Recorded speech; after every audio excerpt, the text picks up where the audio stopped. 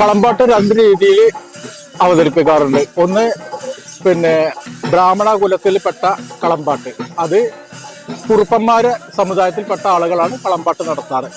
എന്നാൽ ഞങ്ങളുടെ ഈ ദളിത് വിഭാഗത്തിൽപ്പെട്ട ആളുകളെ കൂട്ടത്തിൽ പറയ സമുദായത്തിൽപ്പെട്ട ആളുകൾ മാത്രമാണ് കളമ്പാട്ട് നടത്താറുള്ളത്.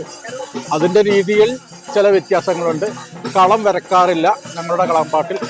പകരം 101 അപ്പമാണ് ഞങ്ങൾ നൽകാറ്. കാരണം 101 അപ്പം കണ്ടുകൊണ്ടാണ് ദേവി 101 അപ്പവും 101 ചെറുതിരിയും കണ്ടാണ് തെയ്യപ്പാപ്പനും, അതായത് ശ്രീ കുറുമ്പ ഭഗവതിയും എഴുന്നള്ളിയിട്ടുള്ളത് എന്നാണ്. അതിൻ്റെ പേരിൽ ഞങ്ങൾ കളം വരക്കാറില്ല. അപ്പം, ദണ്ട് എന്നുള്ള സാധനങ്ങളാണ്, പലഹാരങ്ങളാണ് ഞങ്ങൾ വെച്ചുകൊണ്ട് കളമ്പാട്ട് നടത്താറുള്ളത്.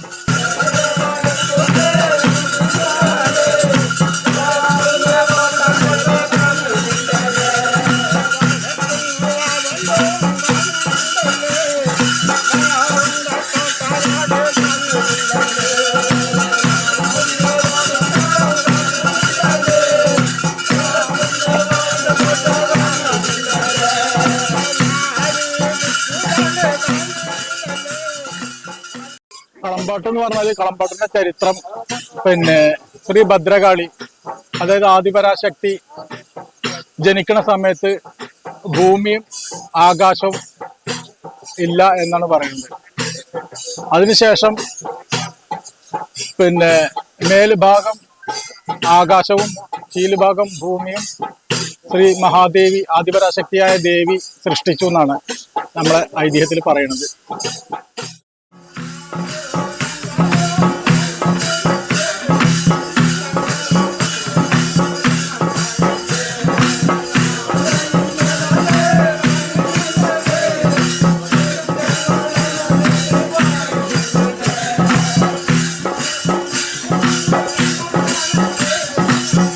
അതുപോലെ കിഴക്കുന്ന് ഉദിഭഗവാനെയും, പടിഞ്ഞാറ് അസ്തമയവും, തെക്ക് ശ്രീ തിരുവീടവും, വടക്ക് ശ്രീ വാവുണ്ടക്കോട്ടയും ദേവി സൃഷ്ടിക്കുകയും ഈ 33 ദേവഗണങ്ങളെയും ദേവി സൃഷ്ടിക്കുകയും അതിനോടൊപ്പം തന്നെ ദേവിയുടെ മക്കളെയും ദേവി സൃഷ്ടിക്കുകയും എന്നതിന് ശേഷം ദേവി മക്കളും കൂടി കൊടുങ്ങല്ലൂർ ചെല്ലുകയും കൊടുങ്ങല്ലൂർ ദേവിയുടെ, നമ്മുടെ സമുദായികപരമായിട്ട് പറയുകയാണെങ്കിൽ ദേവിയുടെ വസൂരി എല്ലാം ഈ ശ്രീ കുറുമ്പ ഭഗവതി വാങ്ങുകയും അതിനുശേഷം ദേവിയും മക്കളും ഒന്നിച്ച് വസിക്കുകയും എന്നതിന് ശേഷം ദേവിയും മക്കളും അവിടെ നിന്ന് ഒരു അഭിപ്രായ ഭിന്നതയുടെ പേരിൽ ആറ്റാമ്പുതുച്ചിറ എന്ന ഒരു ചിറ, അവിടുന്ന് ആ ചിറ ദേവി നശിപ്പിക്കുകയും എൻ്റെ മുഖം മക്കളും കാണണ്ട, മക്കളെ മുഖം എനിക്കും കാണണ്ട എന്ന് പറയുകയും ദേവി തെക്കോട്ട് എഴുന്നള്ളുകയും ദേവിയുടെ മകനായ തെയ്യപ്പാപ്പൻ, ഞങ്ങളെ സാമുദായികപരമായിട്ട് തെയ്യപ്പാപ്പൻ എന്ന് പറയും, തെയ്യപ്പാപ്പനും അനുയായികളും വടക്കോട്ടും എഴുന്നള്ളി എന്നതിൻ്റെ ശേഷം ദേവി തെക്കോട്ട് എഴുന്നള്ളി ഈ തെക്ക് ഭാഗങ്ങളിൽ ശ്രീ കുറുമ്പ ഭഗവതിയായി ദേവിയെ പ്രതിഷ്ഠിക്കുകയും മക്കളെ തെയ്യങ്ങളുടെ രൂപത്തിൽ മക്കള് നേരെ തെക്കോട്ട് പോവുകയും ആദ്യം ചെല്ലുന്നത് എടലൂര് എന്ന തറവാട്ടിലാണ്.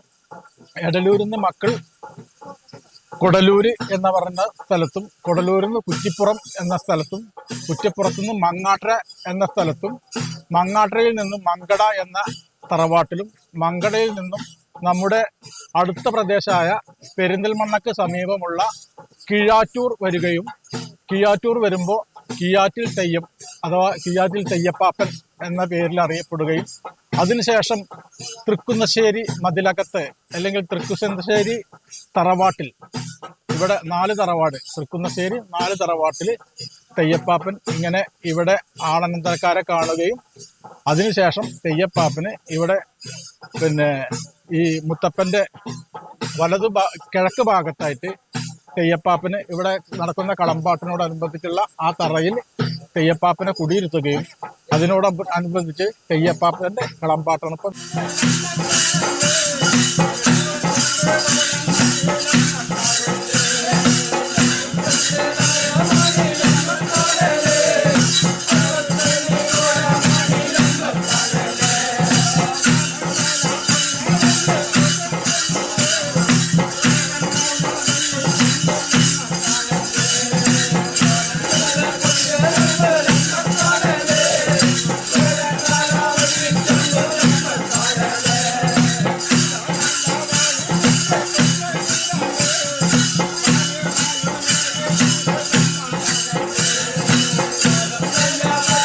ആദ്യം തന്നെ ഞങ്ങൾ പിന്നെ ദേവിയുടെ ചരിത്രം പറയുന്നത് ഞങ്ങൾ വായാൽ പറയാ എന്ന് പറയും. അതായത് ദേവിയുടെ വചനങ്ങൾ, ദേവി ഉത്ഭവിച്ചതും ദേവിയുടെ ചരിത്രങ്ങളും അതുപോലെ തന്നെ ദേവിയുടെ ആടയാഭരണങ്ങളും ദേവിയുടെ പിന്നെ ചിലമ്പിനെ പറ്റിയും ദേവിയുടെ പള്ളിവാളിനെ പറ്റിയും ഇതൊക്കെ വർണ്ണിച്ചുകൊണ്ടുള്ള ഒരു പിന്നെ ആദ്യം ഞങ്ങളതിന് വായാൽ എന്ന് പറയും. വായാൽ എന്ന് പറയുമ്പോൾ ഞങ്ങൾ പിന്നെ പഴയ ആളുകൾ അങ്ങനെയാണ് അതിനെ വിശേഷിപ്പിക്കാറ്. വജ്വായാൽ എന്നാണ് പറയാറ്, വജ്വായാൽ പറയാ എന്നാണ് പറയാറ്. അതുപോലെ തന്നെ അതിനോടനുബന്ധിച്ച് ദേവിയുടെ മക്കളായ തെയ്യപ്പാപ്പൻ, തെണ്ടമകൻ, ചൂലമകൻ, കാളമകൻ, അവസാനം ഉള്ളത് ഒരു പെൺകുട്ടിയാണ്. അത് കുടപ്പുറത്ത് ഉണ്ണിഭദ്രകാളി എന്ന് പറയും. ഈ ദേവിയുടെ കളമ്പാട്ടും അതുപോലെ തന്നെ ഇപ്പൊ നടക്കുന്നത് 2 കളമ്പാട്ടുണ്ടാവും. ശ്രീ കുറുമ്പ ഭഗവതിയുടെ കളമ്പാട്ടും ഒന്ന് തെയ്യപ്പാപ്പന്റെ കളമ്പാട്ടും ആണ് നടക്കാറുള്ളത്. ഇന്നിപ്പോ ഇവിടെ നടക്കുന്നത് തെയ്യപ്പാപ്പന്റെ കളമ്പാട്ടാണ്. ദേവിയുടെ കളമ്പാട്ടില്ല ഇവിടെ. അത് മറ്റുള്ള സ്ഥലങ്ങളിൽ ഞങ്ങൾ നടത്താറുണ്ട്.